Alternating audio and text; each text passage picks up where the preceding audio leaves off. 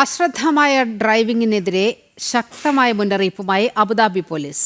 അശ്രദ്ധമായ ഡ്രൈവിംഗും ചുവപ്പ് ലൈറ്റ് ലംഘിച്ച് വാഹനമോടിക്കുന്നതുമാണ് വലിയ അപകടങ്ങളിലേക്ക് നയിക്കുന്നതെന്ന് അധികൃതർ വ്യക്തമാക്കി.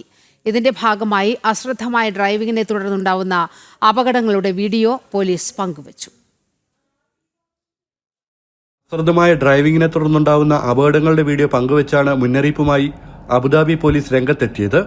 വാഹനം ഓടിക്കുന്നതിനിടെ ഇന്റർനെറ്റ് തിരയുന്നതിനും സമൂഹമാധ്യമം ഉപയോഗിക്കുന്നതിനും ഫോൺ ചെയ്യുന്നതിനും ഫോട്ടോകൾ എടുക്കുന്നതിനും മറ്റും ശ്രമിക്കുന്നതാണ് റോഡിൽ നിന്ന് ശ്രദ്ധ മാറാൻ കാരണമെന്നും ഇത് ഗുരുതരമായ അപകടങ്ങൾക്ക് കാരണമാകുമെന്നും അബുദാബി പോലീസ് പറഞ്ഞു.